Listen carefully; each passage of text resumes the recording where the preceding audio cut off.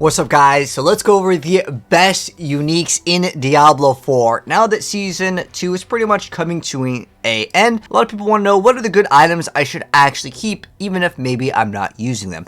And it's kind of tough to make a top 10 list, but it's been something that has been requested, as now we have basically as much testing as we essentially need to with the Uber uniques. So which ones are actually worth keeping? We're going to go over not only the Uber uniques, but as well as some other ones. So this is going to be the top 10 best uniques to go ahead and actually try to save for your builds. Now, there is one I'm going to put an exception to, and that is because it may actually get completely nerfed to the point where it's no longer viable. So starting right off, let me go ahead and actually go from the number 10 spot. So this one over here is very, very niche, but it definitely does have its use. That is the Melted Heart of Sigil.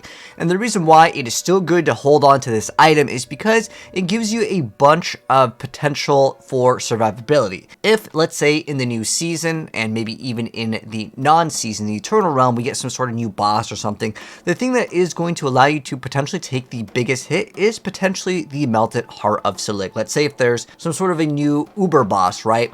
Well, a lot of times it's very hard to survive things like the Blood Waves from Uber Lilith. If there is another boss, this technically has the most potential to keep you alive if there's like a one big one-shot attack. Even though you may not be able to survive everything in the entirety of the game, this has still a lot of potential. And in terms of the amulet slot, if you're looking to block one specific hit, this may give you the highest chance for survivability. Next up, because of the way that the game works, we may get some nerfs, some buffs to certain things, and this is one item that kind of fits a unique slot over here, and this is going to be the boots called the Flicker Step. Now, obviously, this whole list is going to be kind of subjective. In fact, it's going to be very difficult to come up with an objective list, with the exception of the top 3. I think the top 3 in this video will pretty much be inarguably some of the best stuff, but the Flicker Step boots actually do offer quite a bit of survivability. You can see we're going into a lot of survivability. Unless you're playing like a damage reduction while injured, getting the damage reduction from close to enemies is still a pretty good thing to have, and on top of that, it already grants you movement speed, and all stats is still not a bad stat to go ahead and get. The only thing that this thing really lacks in terms of like the metagame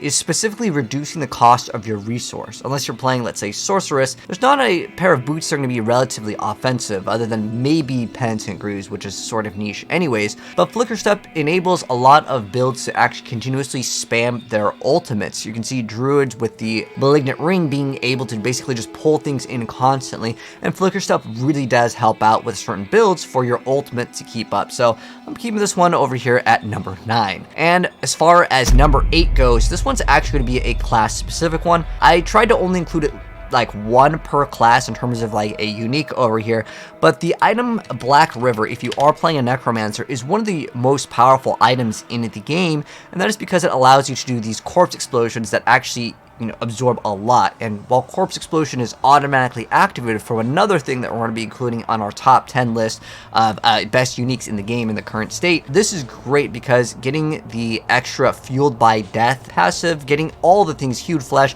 giving you a bunch of extra resource for consuming corpses, essentially allowing you to have almost infinite resources on the Necromancer is going to be pretty key. Now, one of the things that they've been doing in the Diablo community, there was a Twitter post that was asking specifically about the Necromancer, and more likely in the next season there's going to be some stuff with minions, so we'll have to wait and see if they make certain abilities cost, let's say, a resource that is like related to minions as far as using our resources, our essence. But this is still going to be one of the best items to get in the game because it doesn't require you to run to bolts, but you can run to bolts plus Black River and have additional resources as well. But this is a very, very big item. If you guys haven't played this with the Necromancer, it is absolutely huge. Now, this is another one over here. It's going to be class specific, but the Condemnation. This item is actually super good because it lets you have the ability to generate multiple combo points. And while this one is only available for the Rogue over here, this one is actually very, very important. And the reason why it's important is because it gives you like,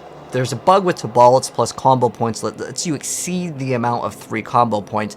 I have to include this one on my list because this is currently as right now Season 2. This item is absolutely huge because it can give you that maximum combo points.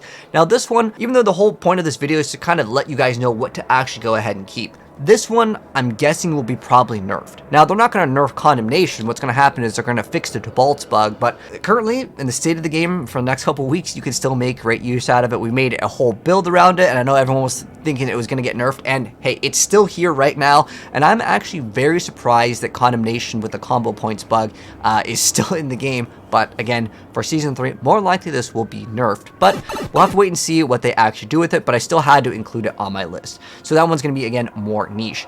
Now, the other item is going to be usable for some classes, but this is a uber unique over here.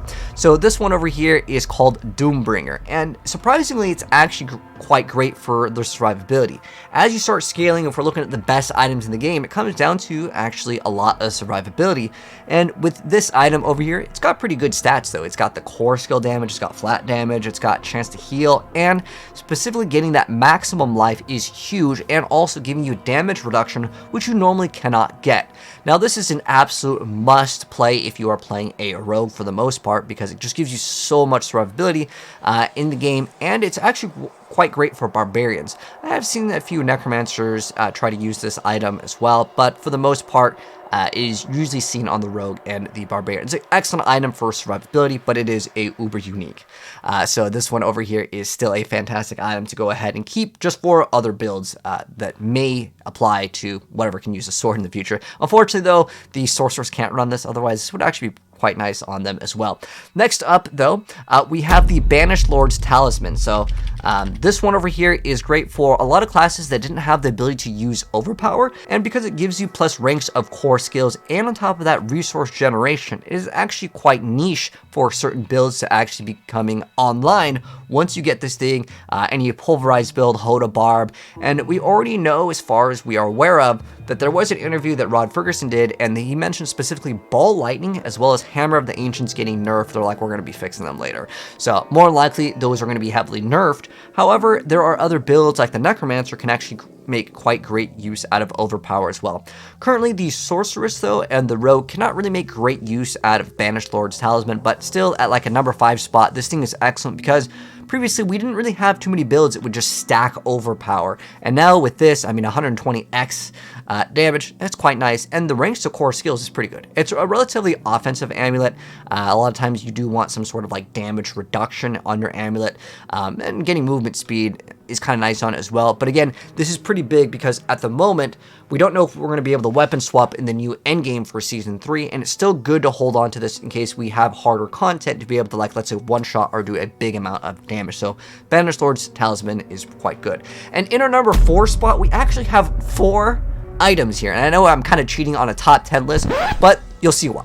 So it's basically all of the Malignant Rings minus the Rogue. The Rogue absolutely got screwed over on this, but the Ring of the Red Fuhrer is absolutely amazing for a barbarian. So if you have any of these on my, like this is technically on the top 4, there's 4 items here, but it's because every single class has their own version of the Malignant Ring.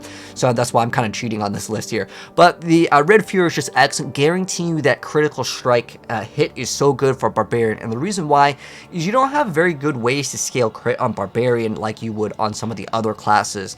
And with the exception of Whirlwind. Whirlwind can get really, really good crit, but that's about it. The rest of the stuff, it's kind of rough to get over, let's say, like 70% crit. And a lot of builds, you want to try to hit that number because a lot of times that's what's giving you a bunch of damage. But basically allowing you to have very good consistency on your crits, this is just excellent. So it's just basically a lot of damage.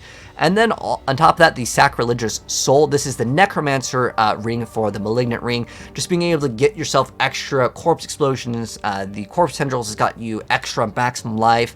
It's great overall. I mean, it gives you plus up to 3 to all the corpse skills. It's just so dang good, and you can obviously upgrade to go further on all the numbers there. But yeah, you actually want the lower number on the roll. But yeah, this thing is so excellent for every single Necromancer build. I don't think there's any build that won't use this, so definitely keep this going into the next season.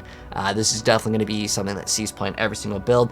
And then the Druid ring is actually pretty good as well, if we can go ahead and I'll pop that up over here. So the Ineradicable Whale over here, this is actually great because it just pulls in everything and you can maybe stun the enemies. It's really good for group play as well. Being able to just have that ultimate cooldown reduction, again, it's just great, and being able to pull in all the enemies. Now, it does do some damage, so if we can start doing some willpower stacking in the next season as well, this could be something to look out for, as we had already had our item powers getting increased. Maybe in season 3 and 4, we're going to get higher item powers, therefore getting more numbers. And then we can actually make the bonus of it doing 1% per willpower may actually scale. So keep this in mind as well. It is definitely a pretty decent item because it gives you 10% willpower, which normally you cannot roll on a ring. So it has kind of a niche thing as well. And again, just being able to pull things in, this is more for higher levels of play, but this is definitely a best in slot for a lot of different druid builds.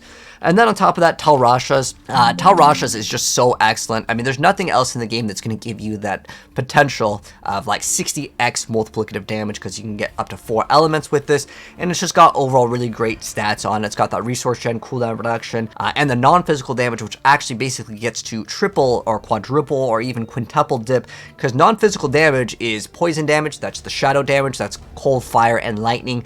It gives you so much. It's just an excellent ring overall. Unfortunately, no crit chance, but other than that, it's just a really, really good ring. And on top of that, it also gives you all resistances on the ring's roll, which normally doesn't roll. You usually get like 2 of single ones. So that's why it's going to be in our number 4 spot. Now we're looking at the top 3. Now, I said before, most of the list is kind of subjective because there's like, it's kind of hard to gauge on like how good something is depending on what class it's really used for, right? And I tried to include at least like one from some of the classes while not trying to double up on it too, but I had a lot of requests for making a top 10 best, so this is it. So the top 3 over here I would say is unarguable. Like, this is pretty much like universal. So surprisingly, I know a lot of people think the Holoc Crest, aka the Shaco, is going to be the number 1 spot. And actually, no. But at number 3, the Holoc Crest is one of the best items in the game. Even though I don't have it in my number 1 spot, it is overall one of the best items in the game. But a lot of the defensive stats that you're actually looking for is specifically getting some resistances. Depending on the class you play, if you're not playing an int-based class, you may kind of get screwed over on your resistances, and you won't have the ability to have good survivability, because you can already get life and cooldown reduction on the helmet. The thing that's more unique with this is specifically getting that +4 ranks, but you're losing already another damage reduction thing anyways, and the +4 ranks, depending on the class that you play, may not be able to be something that's niche in that area, because you might not need that +2 ranks from this, because you can just normally have it roll. Again, depends on the class you're playing. If you're playing something like a imbue character, well, that's what you're going to be relying on. But it's still a really good item overall, but it doesn't give you the same power as some of the other things that I'm going to be talking about. So at number 2 over here, though, we got the Grandfather. This thing actually adds incredible, and I mean incredible survivability and incredible damage, because that crit strike damage being 100x is not just +100, it is actually gonna have some sort of like multiplier within it. It gives you more than 100%. It's just by a long shot. Now, it's only really usable on the Barbarian, because a lot of Necromancer builds, they need that extra aspect, but it is so massive for the Barbarian. It has to be included in number 2 spot, because it just goes further beyond what is capable of a lot of builds, and it's just one of the best items in the entire game. Now, of course, the number 1, what is the best one? This is kind of like the most frequently asked question, and that is, without a doubt, it's actually Tobal's. So why is Tobal's actually here? Now, this is kind of a more of a higher level thing. This is something where some people may not understand. Why is this actually the best item and the best unique in the game? And, you know, as someone that's been ranked 1 multiple times on the Diablo leaderboard, I can tell you for sure there are a lot of things that have to do with fishing to get specifically like resources in Diablo. How it usually works in Diablo 3 and 4, you kind of have your basic skill to give you that resource, and then you spend it all, and then you have to rebuild it up. Tobal's will basically gets around that and gives you extra damage, which is quite great. Now, it is an offensive thing, but there's nothing in the game that will compare to having the ability to basically drop out your generator completely, giving you way more damage than your character is kind of designed to do. And I'm really surprised that this thing actually exists in the current state. While we have things like the 100,000 steps, which has like, what was the cooldown on that thing? It's like ridiculous. Look at this. This thing has, it can only occur once every 15 seconds, while Tobal's is every 2.5 or even faster than that, depending on the class that you play. Tobal's will, no doubt, is one of the best uniques in the entire game. But that's my top 10 list. Let me know, guys, how you feel about it. Did I miss out on anything? Let me know down below. But that's gonna wrap things up, and we are also gonna be covering the top 10 worst. So if you guys want to see that and you are new here, hit subscribe, turn on the bell so you don't miss out, so you know maybe what you can actually get rid of for the next season. But there's a lot of really good things. I wanted to include this one too, but it's hard to make a top 10 list. But Tobal's, Grandfather, Holoc Crest, no doubt are in the correct spots. But anyways, catch you guys in the next video. Peace out.